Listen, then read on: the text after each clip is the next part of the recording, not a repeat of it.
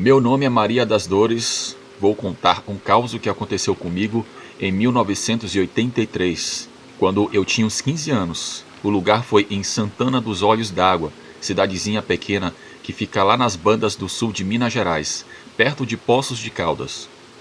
Meu pai, seu Edilson, trabalhava de fiscal na prefeitura da cidade. Nós morávamos na cidade, mas tínhamos um sítio que meu pai herdou do meu avô, que ficava a uns 30 quilômetros da cidade, em uma estrada de terra cheia de curvas e poeira. Naquela época, no ano de 83, a gente estava passando por uma seca danada. Era tudo muito rústico, fogão a lenha, hábito de dormir cedo, essas coisas. Chegou a Semana Santa, arrumamos as malas e fomos no carro do meu pai, cantando pelo caminho. Chegamos no sítio quase de tardezinha, com o sol se pondo por trás do Morro do Cruzeiro, que fica quase em frente à nossa casa. O casarão era antigo, de quando meu bisavô era vivo, com janelas grandes de madeira, uma varanda na frente e um terreirão onde a gente secava café. Na quinta-feira santa, depois do almoço, apareceu lá no sítio a comadre Iracema, que era amiga da minha mãe desde menina. Ela estava esperando um bebê, barriguda de uns 7 meses, creio eu. Dona Iracema era uma mulher muito esquisita. Vivia sozinha numa casinha depois que o marido dela morreu em um acidente na pedreira.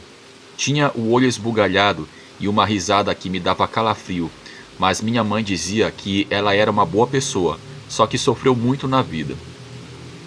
Ela trazia um bolo de presente e ficou conversando com a minha mãe na cozinha enquanto tomavam café. Escutei um pedaço da conversa quando passei por perto. Comadre, você sabe que hoje é quinta-feira santa, né? Ainda mais que hoje é lua cheia. É dia de ficar atenta aos assombros que andam por aí.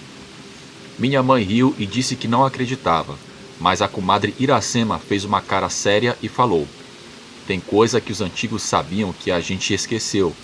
Lua cheia de quinta-feira santa é quando os bichos que vira fica mais forte. Passou o dia, nós jantamos cedo, como sempre fazia no sítio. Depois do jantar, fiquei na sala lendo uma telenovela à luz de lampião, porque lá no sítio a luz elétrica às vezes faltava. Meu pai jogava cartas com seu Toninho, um homem que morava em um sítio vizinho, perto da nossa casa. Minha mãe já tinha ido se deitar com os meus irmãos. Lá pelas 9 horas da noite, o seu Toninho foi embora e meu pai foi guardar a garruncha velha que ele sempre levava para o sítio. Papai acreditava que no interior era bom ter uma arma para se proteger de ladrões ou algum bicho. Eu fui para o meu quarto, que era nos fundos da casa, com uma janela que dava para o pomar. Deitei na cama, mas não conseguia dormir. Fazia um calor danado e os grilos cantavam feito loucos lá fora. Abri a janela para ver se entrava um ventinho e fiquei olhando para o céu. A lua cheia estava enorme, parecendo uma bola de queijo iluminando tudo. Foi então que escutei um barulho esquisito vindo do pomar. No início pensei que fosse algum animal, talvez um cachorro ou um tatu que vivia por ali. Mas aí o barulho ficou mais alto, um tipo de rosnado que eu nunca tinha ouvido antes. Eu fiquei esperta na janela, com os olhos arregalados, tentando enxergar o que estava nas sombras das árvores. De repente, eu vi um vulto se mexendo entre as goiabeiras. Era grande, parecia um cachorro, mas andava meio em pé como gente. Quando a lua iluminou aquilo, eu quase gritei de susto. Era um ser estranho, coberto de pelos escuros, mas com forma de homem. Andava meio curvado, tinha os braços muito curtos e as mãos pareciam garras. A cabeça era o mais horroroso, comprida feito focinho de lobo, com orelhas grandes e dentes afiados enormes. Ele mal conseguia fechar a boca. Eu fiquei tão apavorada que não conseguia nem gritar. O bicho parecia estar farejando o ar e começou a andar na direção da janela onde eu estava. Foi quando ele me viu. Na hora eu pensei, só pode ser um lobisomem. Eu bati a janela com toda a força e passei a tranca com o coração quase saindo pela boca. O bicho bateu na janela, fazendo a madeira velha tremer. As garras arranhavam a madeira tentando abrir. Pai, pai, tem um bicho lá fora querendo entrar. Eu gritei com toda a força. Escutei os passos apressados no corredor e logo meu pai apareceu no quarto com a garruncha na mão. Contei rapidinho o que tinha acontecido. Fica aqui dentro e não sai por nada, ele falou enquanto ia chamar a minha mãe para fechar todas as portas e janelas da casa. O bicho continuava lá fora, rosnando e arranhando as janelas. A cada minuto que passava, parecia ficar mais furioso. Minha mãe juntou eu e os meus irmãos na sala, rezando o terço, tremendo de medo, enquanto meu pai ficava de guarda perto da porta com a garruncha. É um lobisomem, mãe, meu irmão falou chorando. A comadre Iracema falou que hoje era dia deles aparecerem. A minha mãe abraçou ele e disse que não existia essas coisas, que devia ser algum cachorro do mato ou uma onça. Mas pelo olhar dela, dava para ver que ela também estava com medo.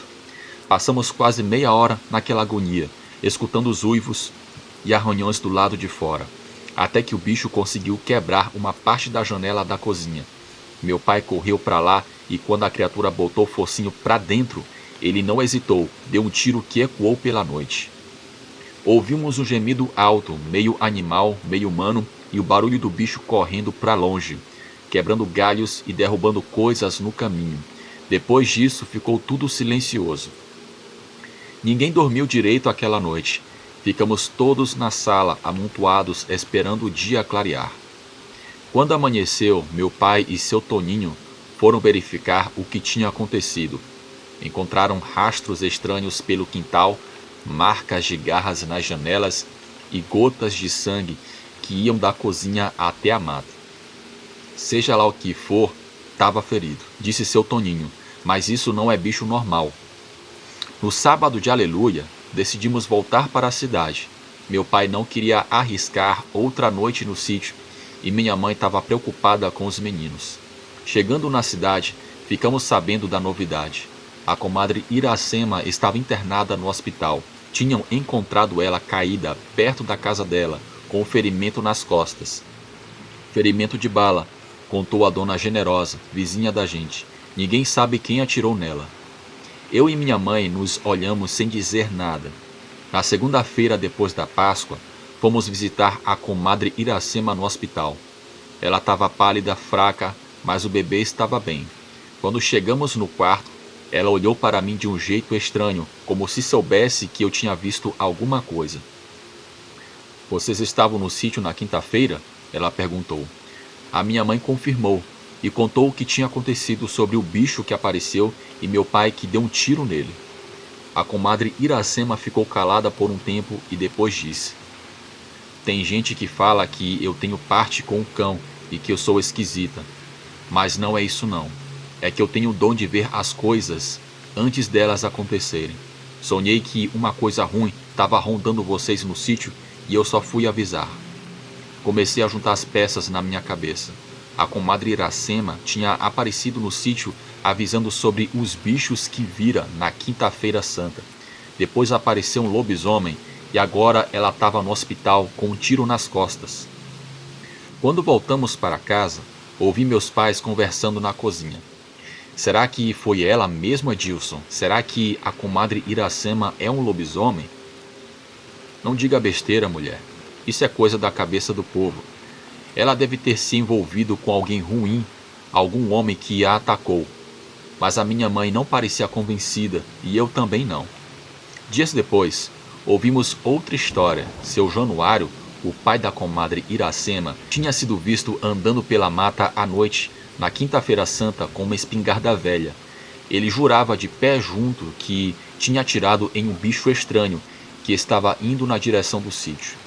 Aquele bicho ia atrás dos meninos, ela dizia. Já é o segundo filho que a minha filha perde antes de nascer. Esse aí não ia levar a criança. O que seu Januário não sabia é que meu pai também tinha atirado no bicho e que a única pessoa ferida era a própria comadre Iracema. As velhas da cidade começaram a fofocar que a comadre tinha virado lobisomem, que ela tinha sido amaldiçoada depois que o marido morreu e que nas noites de lua cheia, principalmente na Semana Santa, ela virava esse bicho e saía procurando crianças por aí. Uma semana depois, a comadre Iracema deu à luz a um pequeno menino que nasceu antes do tempo, provavelmente por causa do susto e do ferimento. Naquele mesmo dia, Eu fui visitar ela no hospital com a minha mãe. Quando chegamos lá, ela estava chorando com o bebê no colo. Um mês depois, a comadre Iracema sumiu da cidade com o bebê. Dizem que ela foi morar com parentes em Minas Novas, bem longe dali. Alguns anos depois, soubemos que o filho dela tinha crescido forte e sadio, sem nenhum problema. Quanto ao que aconteceu naquela noite de Semana Santa, nunca mais vimos nada parecido no sítio. Meu pai instalou luz elétrica em todo o quintal e nunca mais deixou janelas abertas à noite. As pessoas da cidade ainda comentam sobre o lobisomem que aparece naquela quinta-feira santa, mas com o tempo a história foi caindo no esquecimento. Agora, quase 40 anos depois, ainda não sei explicar direito o que vi naquela noite, mas toda vez que vou no sítio e a lua cheia aparece grande no céu, fecho bem as janelas e fico atenta aos sons da noite.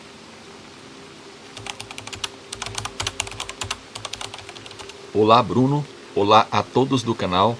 Podem me chamar aqui de Marciel. Nasci em Jataizinho, cidadezinha pequena no norte do Paraná. Estou contando essa história agora, mas ela aconteceu lá em 1991, quando eu tinha uns 25 anos. Eu era um caboclo forte naquela época, cabelo preto e liso, e todo mundo dizia que eu parecia o Tony Ramos da novela das 8. Desde pequeno, eu escutava o meu avô contar causos de alma penada, lobisomem e outras assombrações que, segundo ele, rondavam a nossa região. Mas eu nunca fui muito de acreditar em coisa sobrenatural, muito menos em história de assombração. Naquele tempo, eu andava com 3 amigos, o Jeremias, que a gente chamava de Gerê, o Dagoberto, que era conhecido como Dago, e o Nivaldo. O Gerê era meu primo de 2º grau. O Dago era um sujeito calado, trabalhava como garê, sempre com as mãos grossas e calejadas. Já o Nivaldo era o mais estranho do grupo, um homem forte de poucas palavras, que só acompanhava a gente porque o Gerê insistia. A gente não entendia direito como o Gerê tinha feito amizade com aquele sujeito tão diferente. Certa vez, depois do serviço, o Gerê apareceu na serraria com uma garrafa de bebida debaixo do braço. E aí, Josi, vamos tomar uma hoje? Chamei o Dago e o Nivaldo também. Eles disseram que estão animados. Eu estava cansado, tinha rachado lenha o dia inteiro, mas o frio pedia uma bebida. Onde vamos beber? Eu perguntei. Lá no terreno abandonado dos Bueno, perto do cemitério, respondeu Gerê. O Nivaldo disse que tem uma tapera lá que dá pra gente se abrigar do vento. Não gostei muito da ideia. Aquele terreno tinha fama de mal assombrado. Ficava numa baixada entre o cemitério e uma plantação de milho. Ninguém comprava o lugar porque dizia que dava azar, mas não quis pagar de medroso. Tá bom, passo em casa, tomo um banho e encontro vocês lá. Depois de um banho morno, água quente era luxo naquela época, peguei um casaco surrado e rumei para o tal terreno. A lua crescente aparecia entre as nuvens escuras e o vento estava gelado. O terreno era o mesmo, sinistro. Um matagal alto cercava uma casa de madeira abandonada, com as janelas todas quebradas e o telhado parcialmente caído. Encontrei os 3 sentados em um tronco caído perto da tapera. O Gerê estava na 2ª garrafa de pinga. O Dago fumava um cigarro de palha. E o Nivaldo estava lá, todo sério como sempre. Chegou o homem, gritou o Gerê, já meio alto. Senta aí, Josi, que a noite vai ser longa. Eu me sentei no tronco, peguei a garrafa e dei um gole que desceu queimando. A conversa fluiu como sempre. Futebol, mulher, essas coisas. O Gerê contou piadas, o Dago reclamou do serviço do matadouro. E eu falava da serraria. O Nivaldo estava lá com a gente também, mas ele mais bebia do que falava. Já devia ser umas 10 horas da noite quando o assunto virou coisas de assombração. O Gerê começou. Vocês sabem que o pai do Zacarias jura que viu um lobisomem na estrada da colônia? O Dago disse que ouviu também muitos causos de lobisomem. Foi aí que Nivaldo fez algo totalmente aleatório que me fez arrepender até hoje de estar lá. Ele tomou um gole seco de pinga, limpou a boca e falou olhando para o chão. Vocês sabiam que eu viro porco? O Gerê engasgou com a pinga e começou a tossir. O Dago soltou uma gargalhada. Eu fiquei olhando para o Nivaldo sem entender. Que história é essa, rapaz? Perguntei. É verdade. Ele continuou sério. Na lua cheia, eu me transformo. Começo com uma coceira, depois os ossos estalam, e aí a cara vai esticando, e os dentes começam a crescer, e eu sinto muita dor, e meu corpo todo muda. O gerê se recuperou da tosse e começou a rir descontroladamente. Rapaz, o Nivaldo tá bêbado demais. Ele disse que vira pouco. Rapaz, isso é molecagem. Eu também ri, mas notei que o Nivaldo não estava achando engraçado. Ele ficou sério. Ele olhava fixamente para o cemitério e seu rosto parecia tenso, meio suado, apesar do frio. Vocês não acreditam, ele murmurou. Ninguém acredita até ver. Então mostra pra gente aí, desafiou o gerê. Eu quero ver você se transformar em porco agora. Não posso controlar, respondeu Nivaldo. Só acontece na lua cheia, mas eu sinto que tá perto. Nivaldo se levantou de repente, estava com um olhar estranho e meio virado. Tá chegando, ele disse. Eu tô sentindo. Olha lá, pessoal, continuou o gerê rindo. O porco tá querendo sair. O Nivaldo não respondeu, ele simplesmente se afastou do grupo e foi para uma área mais escura perto do milharal, onde o mato fica mais alto. Deixa ele, disse Dago. Ele deve estar querendo vomitar e cagar. Continuamos a beber e as histórias começaram a rolar soltas, mas de vez em quando eu olhava para o canto onde o Nivaldo tinha ido. Eu não conseguia vê-lo por causa do escuro, mas também não ouvia nenhum barulho. Foi então que escutamos um som estranho, como um gemido comprido, vindo da direção onde o Nivaldo tinha ido. Depois veio um barulho de galhos quebrando. Nivaldo, chamei, tá tudo bem? Não houve resposta, só aquele gemido de novo, mais alto dessa vez, parecendo uma mistura de grito humano com um guincho de animal. O gerê parou de rir. Mas o que está acontecendo? Ele perguntou. Mais gemidos e agora uns estalos como de ossos quebrando. Eu não vou mentir, eu fiquei com muito medo. Vamos lá ver o que está acontecendo, eu sugeri. Nós três nos levantamos e caminhamos em direção aos sons. O gerê acendeu um isqueiro para iluminar o caminho. Nivaldo, chamou o Dago. Você tá bem, rapaz? Foi então que vimos, na luz fraca do isqueiro, uma figura se contorcendo no chão. No começo achei que era o Nivaldo, tendo algum tipo de ataque, mas quando chegamos mais perto... Minha Nossa Senhora, eu nunca vou esquecer daquela cena. Não era mais o Nivaldo, pelo menos não completamente. O rosto dele estava se transformando. O nariz e a boca se projetavam para a frente, formando um focinho. Os dentes tinham crescido, principalmente os caninos que agora pareciam presas. As orelhas tinham subido para o topo da cabeça e cobriam parte do rosto. As mãos dele estavam se transformando em patas como unhas escuras e grossas. Mas o mais assustador era que ele tinha partes humanas. Os olhos eram os mesmos, só que agora com o rosto que misturava homem e porco. O corpo tinha pelos em algumas partes, mas ainda dava para ver a pele humana em outras. O gerê deixou o isqueiro cair e ficamos na escuridão por um segundo. Quando ele conseguiu acender de novo, a criatura tinha se levantado nas duas patas traseiras. Media quase 2 metros de altura, mais alto que o Nivaldo normal. O gerê foi o primeiro a reagir. Ele gritou como nunca tinha gritado. O Dago veio logo em seguida, me puxando pelo braço. Corre, Maciel! Pelo amor de Deus, corre! Não precisou falar 2 vezes. Eu disparei atrás deles.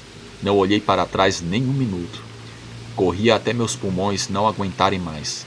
Quando finalmente paramos, já estávamos perto da estrada principal.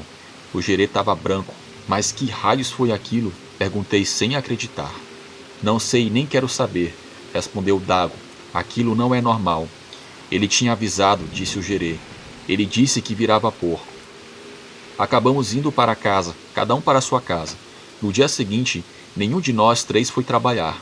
O gerê apareceu na minha casa no meio-dia, com as olheiras fundas. Decidimos esperar se o Nivaldo aparecesse normal no trabalho na segunda-feira.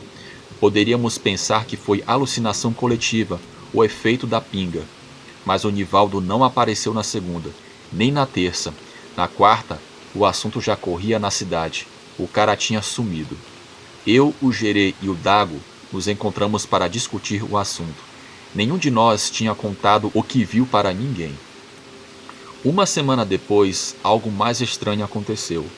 Uns pescadores encontraram um corpo boiando no córrego que passa atrás de uma corretora. Era o Nivaldo. Segundo o laudo médico, ele tinha morrido afogado. Ninguém entendeu como um homem adulto se afogou em um córrego que, no ponto mais fundo, não passa da cintura. No velório, pouquíssima gente apareceu. O Nivaldo não tinha família na cidade.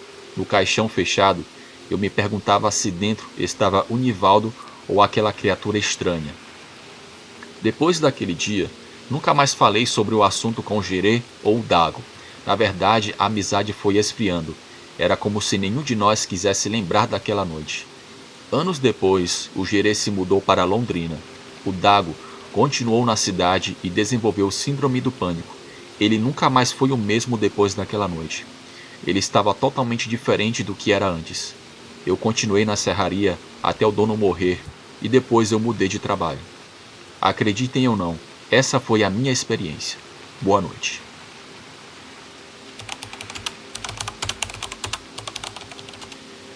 Olá, eu me chamo Matias, vivo aqui na capital paulista, mas a minha história começa bem longe daqui, lá nas bandas do Amazonas, onde nasci e me criei.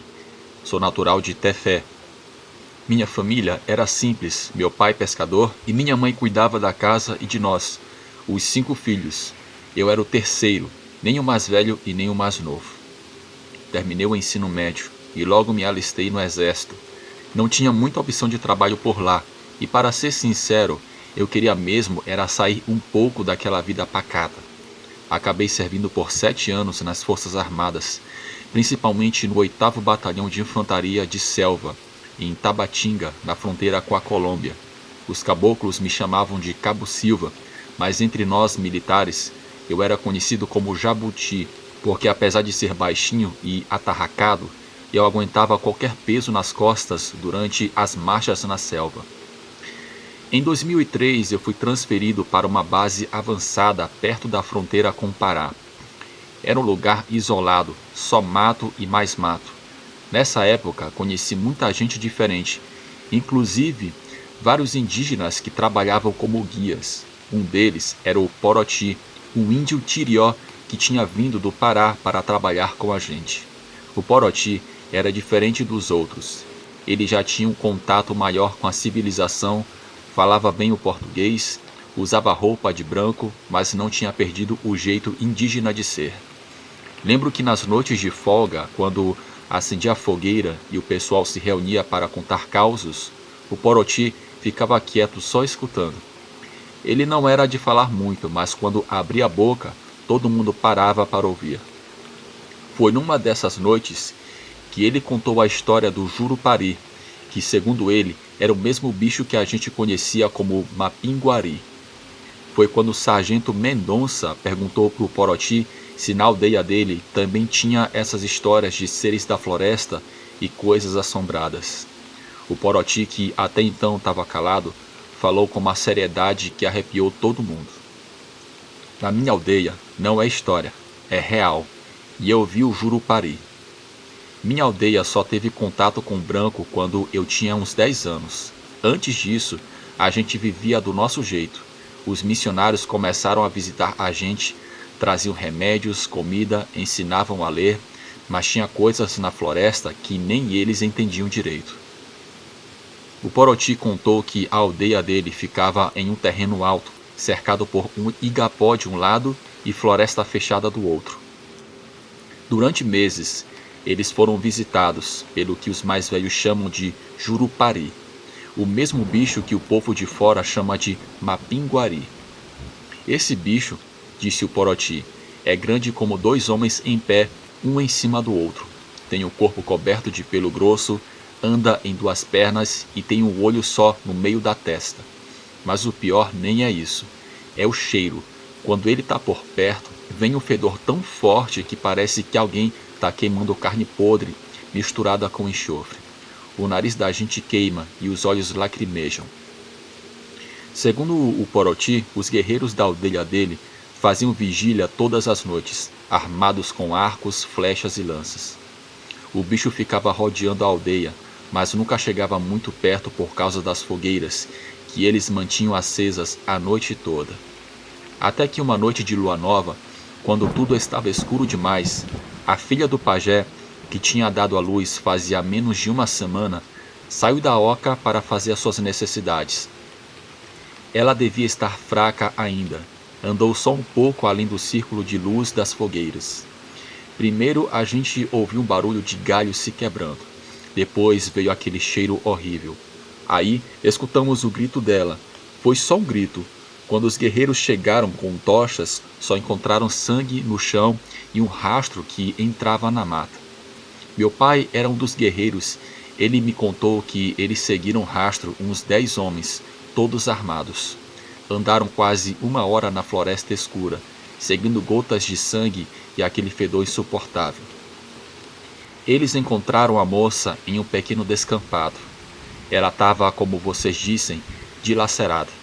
Parecia que o bicho tinha aberto ela pelo meio e comido as partes de dentro. Os olhos dela estavam abertos. Os guerreiros se prepararam para levar o corpo de volta, mas aí ouviram aquelas risadas. Que risadas? Eu perguntei, já completamente envolvido na história. Risadas que não eram de gente. Eram grossas, como se um porco tentasse imitar gente rindo. Vinham de todos os lados da mata. Os guerreiros sabiam que eram vários Jurupari, não só um. Eles pegaram o corpo da moça e voltaram correndo para a aldeia. O Poroti contou que depois desse incidente, o pajé fez um ritual de proteção, queimando ervas especiais e cantando por 3 dias e 3 noites sem parar. Os Jurupari não voltaram mais, mas também ninguém mais se arriscava a sair sozinho depois do anoitecer. Eu ouvi tudo aquilo e, mesmo impressionado com a convicção do Poroti, eu continuei cético. Para mim, era só mais uma lenda indígena, provavelmente baseada em algum encontro com uma onça ou uma fera. Foi o que eu disse para ele, Poroti, com todo respeito, mas isso aí deve ter sido uma onça pintada, grande, ou talvez até um tamanduá. O Poroti nem se alterou. Ele só respondeu, Matias, você pode não acreditar, mas também nunca andou sozinho na mata profunda onde homem branco não pisa. O Jurupari existe sim, e ele prefere carne de gente que não acredita nele. Aquilo me deu um arrepio, mas logo descartei como sendo só uma forma de ele tentar me assustar. 2 meses depois dessa conversa, a nossa unidade foi designada para uma missão de reconhecimento perto da fronteira com o Peru. Éramos 6 militares, mais o Poroti como guia. A missão era simples, verificar relatos de uma possível travessia ilegal na região. No segundo dia de caminhada, fomos surpreendidos por uma tempestade daquelas que só acontecem na Amazônia.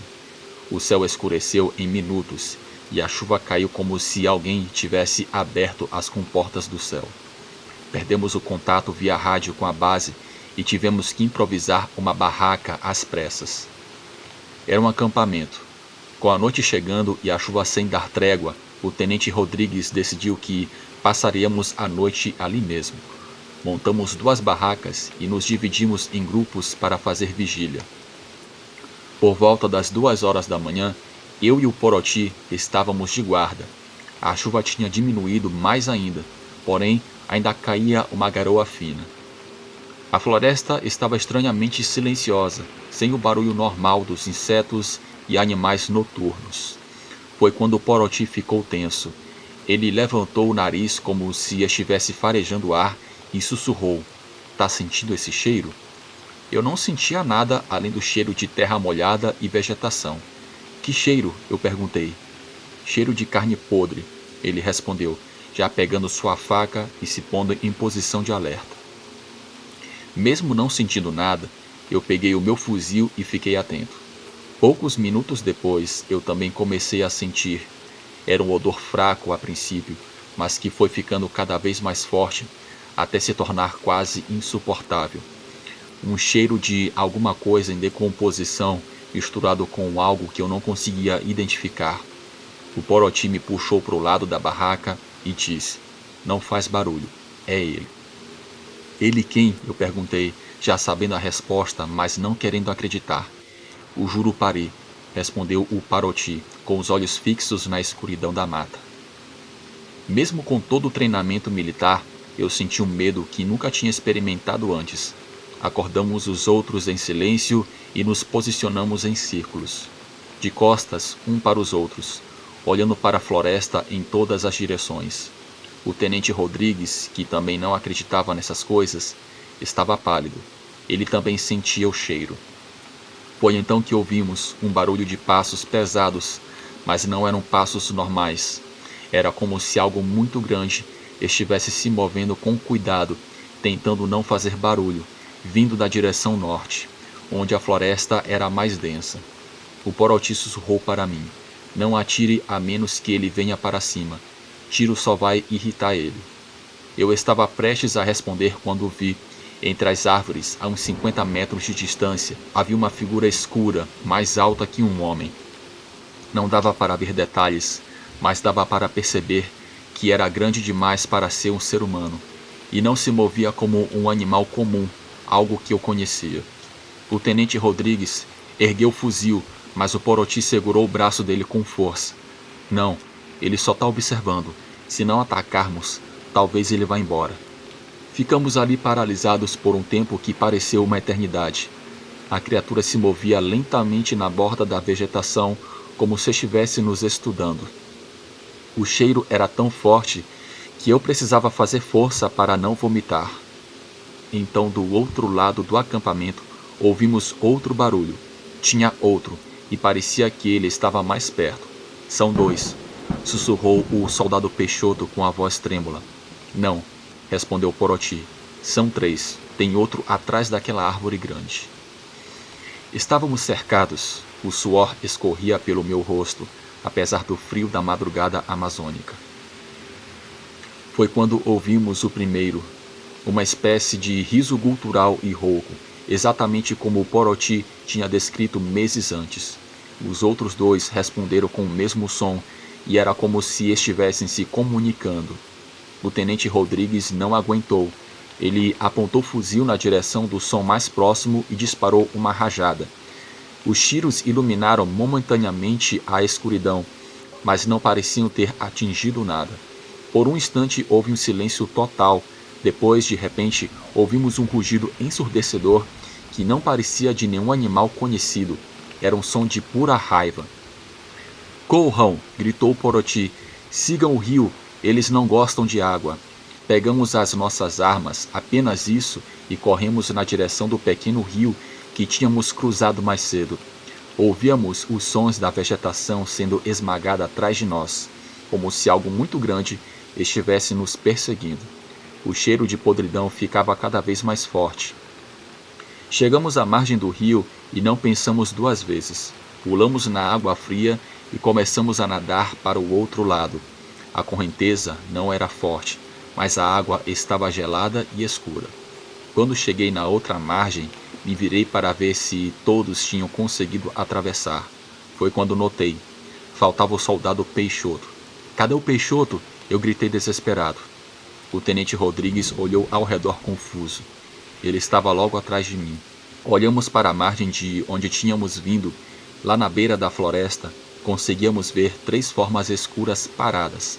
Eram grandes demais para serem humanas, mas na escuridão não dava para distinguir detalhes. O que dava para ver, no entanto, era algo menor sendo arrastado por uma delas para dentro da mata. "É o Peixoto!" gritou o cabo Martínez, fazendo menção de voltar para a água. O Paroti o segurou com força. "Não, ele já era. Se você voltar lá, você vai ser o próximo." Ficamos ali paralisados pelo horror, ouvindo os gritos do Peixoto, que foram ficando cada vez mais fracos até cessarem completamente. Depois ouvimos de novo aquela risada horrível. Passamos o resto da noite na outra margem, tremendo de medo e de frio, sem ousar acender uma fogueira. Quando o sol nasceu, não havia sinal do Jurupari, na margem oposta. Com muito cuidado, Paroti e eu atravessamos o rio de volta para recuperar alguns equipamentos e principalmente o rádio. O acampamento estava totalmente destruído. As barracas estavam rasgadas como se fossem de papel. Nossos suprimentos estavam espalhados pelo chão, mas o pior era o cheiro, aquele mesmo odor de carne podre, agora misturado com um cheiro metálico que só podia ser sangue. Não encontramos o corpo do Peixoto, apenas algumas marcas de sangue no chão que formavam um rastro, entretanto, entrando na floresta. Pegamos o rádio que, milagrosamente, ainda funcionava e algumas munições. Então voltamos rapidamente para o outro lado do rio, onde os outros nos esperavam. Conseguimos contato com a base e fomos resgatados no dia seguinte. Oficialmente relatamos que o soldado Peixoto tinha sido vítima de um ataque de animal selvagem, provavelmente uma onça. O tenente Rodrigues teve um colapso nervoso 2 semanas depois e foi transferido para tratamento em Manaus. O cabo Martínez pediu baixa do exército assim que voltamos. Eu fiquei mais 1 ano, mas nunca mais participei de patrulhas na selva profunda. Quanto ao Poroti, ele desapareceu. Simplesmente não apareceu mais na base. Alguns diziam que ele tinha voltado para a aldeia dele. Outros achavam que ele tinha sido silenciado porque sabia demais. Pedi baixa do exército em 2004 e vim para São Paulo tentar uma vida nova. Hoje trabalho como segurança em um shopping center. Uma vida normal, tranquila. Por ser algo que envolve o exército, eu tive que trocar os nomes, pois esse é um caso que foi acobertado, mas o que eu vi naquela noite nunca sairá da minha memória. Boa noite.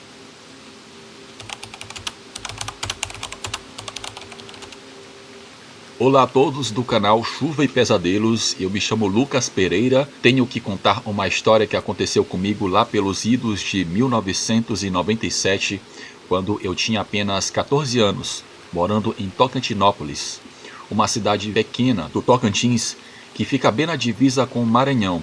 Foi uma noite assustadora e eu tive um encontro com uma criatura medonha. Eu vivia com a minha mãe, Dona Telma, e meu pai, seu Toquinho, numa casa simples, mas aconchegante do bairro Alto Bonito. Meu pai trabalhava como motorista de caminhão, passava muito tempo na estrada, levando mercadoria de São Paulo até Belém. E por isso, ficava fora de casa por semanas. Já minha mãe trabalhava em um armarinho junto com sua amiga. Nossa vida era bem simples. Eu estudava de manhã na escola e à tarde ajudava minha mãe nos afazeres domésticos, ou então eu ia pescar no rio Tocantins com os meus amigos. Nas horas vagas, eu gostava de andar de bicicleta, uma Caloi, usada que meu pai comprou de um desconhecido por um preço camarada.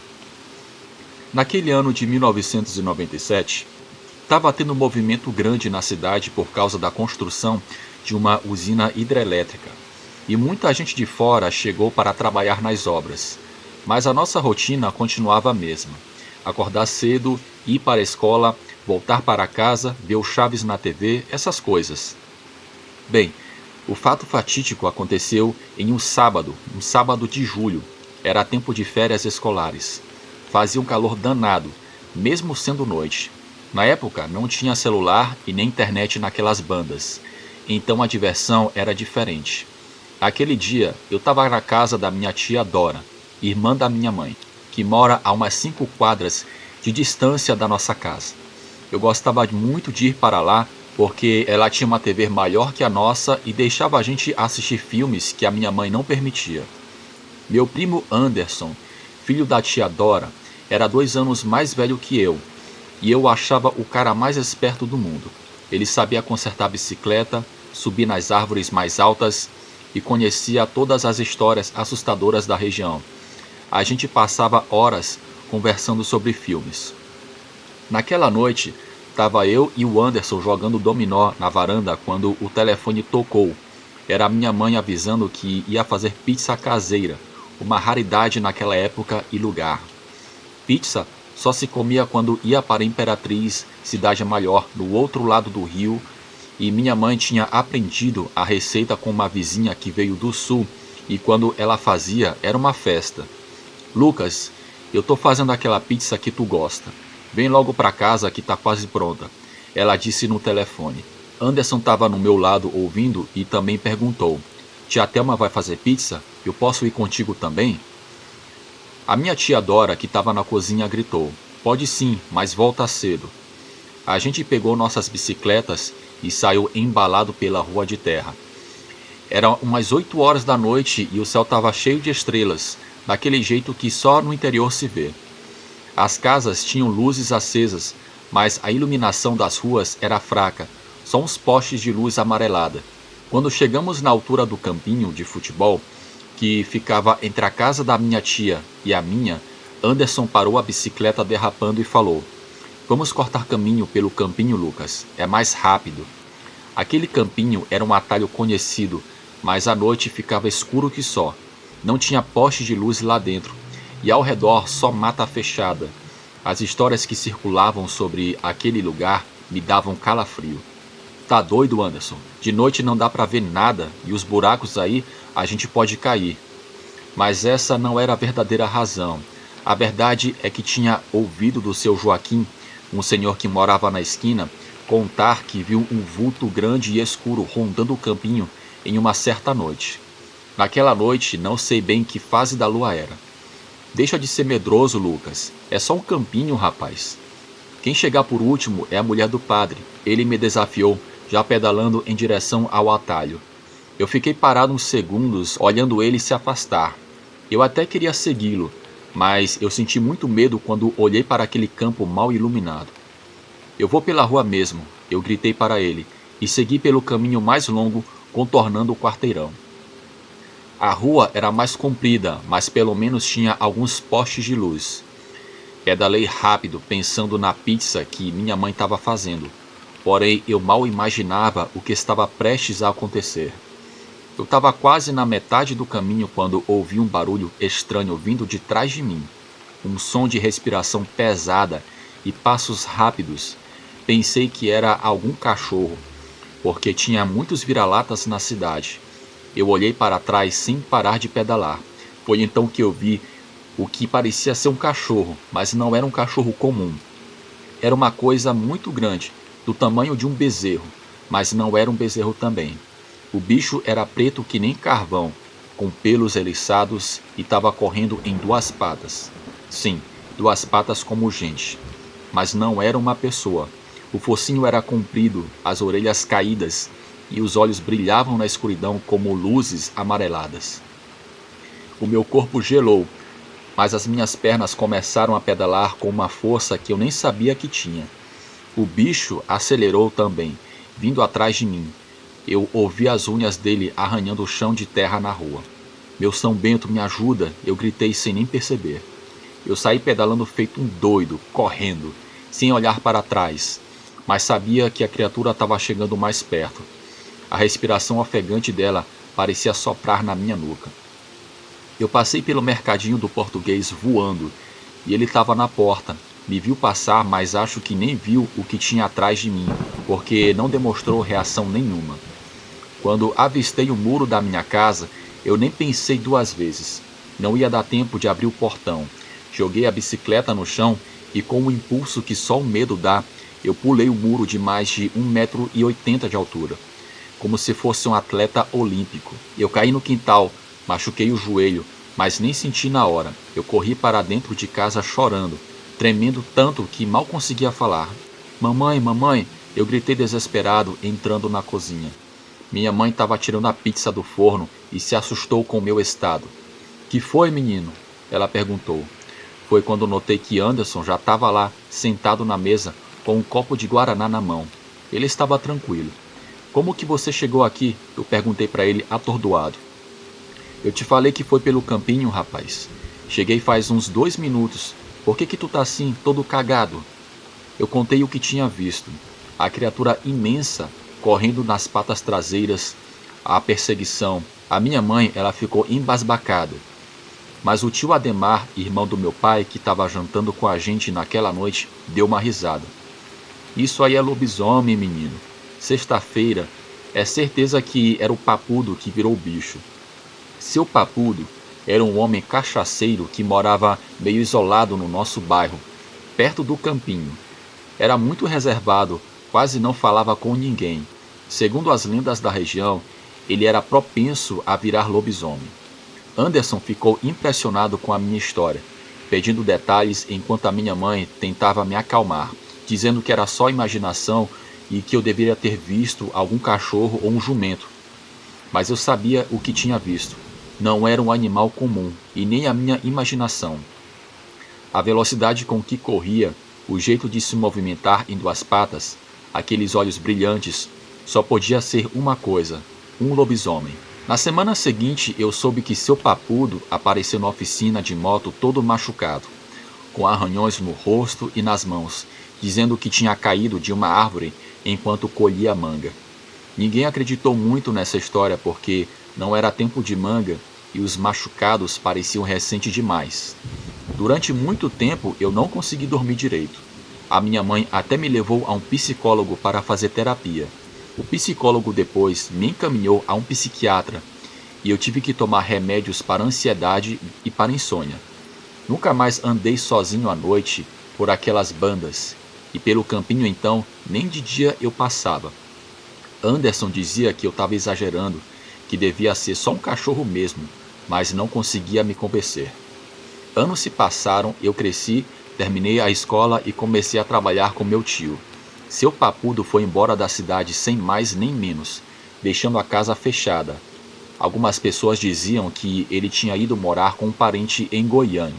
Outros falavam que ele tinha morrido. Muita gente não acreditou na minha história, achavam que eu estava ficando doido, mas eu sei bem o que vi naquela noite em 1997. Um lobisomem de verdade, correndo atrás de mim nas ruas de terra de Tocantinópolis.